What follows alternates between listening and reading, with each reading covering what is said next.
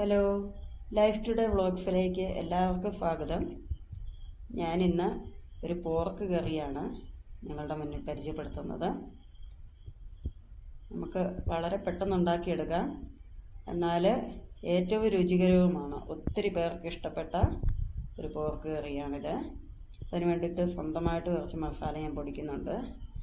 ഒരു വലിയ പീസ് പട്ട, ഒരു ജാതിപത്രിയുടെ പകുതി, ഒരു ജാതിക്കായുടെ ഒരു ചെറിയ പീസ്, പിന്നെ ഒരു 2-3 ഏലക്ക, സ്റ്റാർ, നമ്മൾ തക്കോലം എന്നൊക്കെ പറയുന്നത്, അത് ഒരെണ്ണം അടർത്തിയിട്ട് അത്രയും സാധനങ്ങൾ ചൂടായി കഴിയുമ്പോൾ, എണ്ണയൊന്നും വേണ്ട, ഒരു പാനിലേക്ക് നന്നായിട്ട് ചൂടായി കഴിയുമ്പം അതിലേക്ക് ഒരു ടേബിൾ സ്പൂൺ പെരിഞ്ജീരകം ചേർക്കണം. ഇത് 2 കിലോ പോർക്കാണ് ഞാൻ ഉണ്ടാക്കുന്നത്.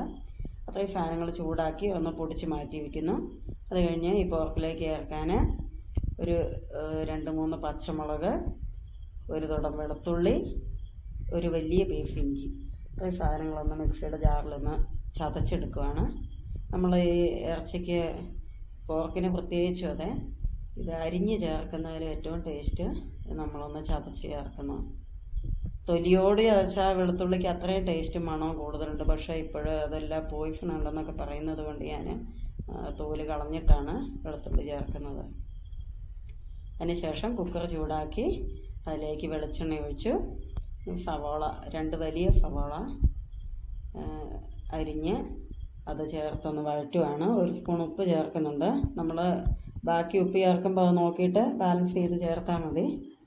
ഇത് പെട്ടെന്ന് വഴന്ന് കിട്ടാൻ ഉപ്പ് ചേർക്കുന്നത് നല്ലതാണ്.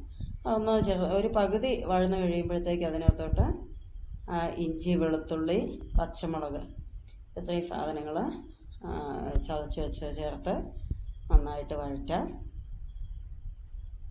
അത് കഴിയുമ്പം മഞ്ഞൾ പൊടി 1 സ്പൂൺ ചേർത്തു, അതും വഴറ്റുക. ഇപ്പോൾ ഫ്ലെയിം ഒന്ന് കുറച്ച് വെക്കാം കേട്ടോ.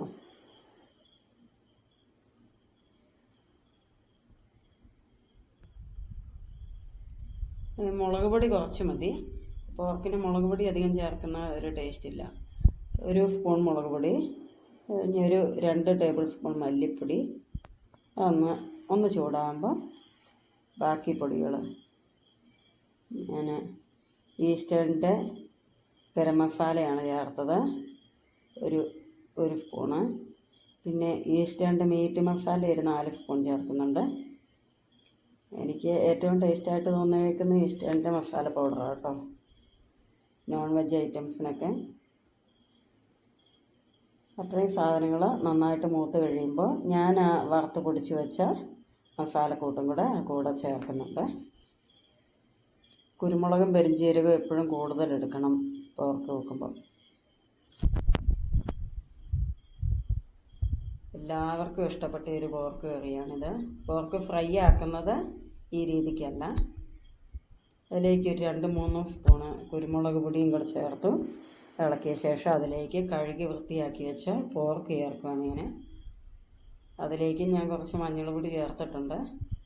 നമ്മൾ തന്നെ ഉണക്കി പൊടിക്കുന്ന മഞ്ഞളായതുകൊണ്ട് പേടിക്കാനൊന്നുമില്ല. മസാല കൂട്ടി നന്നായിട്ട് മിക്സ് ചെയ്ത ശേഷം കുറച്ച് വെള്ളം കൂടി ഒഴിച്ചിട്ട് ഇത് കറിയാക്കി എടുക്കാനാണ്. ഒരു 3 വിസിലടിക്കുന്നവരെ സ്റ്റൗവിൽ വെക്കും. 3 വിസിൽ പോയി അതിൻ്റെ എയർ തന്നെ പോയി കഴിയുമ്പം കുക്കർ തുറന്നിട്ടുണ്ട്. ഇനി ഒരു സീക്രട്ട് ഉണ്ട്. ഈ പോർക്ക് ഇറക്കി ഏറ്റവും ടേസ്റ്റ് കൊടുക്കുന്ന ഒരു കൂട്ടാണ് ഈ നമ്മൾ കടുക് പൊട്ടിക്കുമ്പം വെളിച്ചെണ്ണ ചൂടാക്കി കടുക് പൊട്ടിച്ച് കഴിഞ്ഞൊരു 4-5 അല്ലി വെളുത്തുള്ളി ഒന്ന് ചതക്കുക, തൊണ്ടോടുകൂടി നന്നായിട്ട് കഴുകണം. ഓരോ അല്ലി അടർത്തി എടുത്ത ശേഷം നന്നായിട്ട് കഴുകി വെച്ചാണ് അത് ആ എണ്ണയ്ക്കകത്തോട്ട് ചൂടായി കരിയരുത്, എന്നാൽ ഒന്ന് ചുവന്ന കളറായി വരണം. അതിലേക്കൊരു 3-4 വറ്റൽമുളകും ആ വെളുത്തുള്ളി ചൂടായി കഴിയുമ്പം ഫ്ലെയിം നന്നായിട്ട് കുറച്ച് വെക്കണം. ഒന്ന് ഓഫ് ചെയ്താലും കുഴപ്പമില്ല, പാനിന് നല്ല ചൂടുള്ള പാനാണ്. അതിന് ശേഷം കറിവേപ്പില.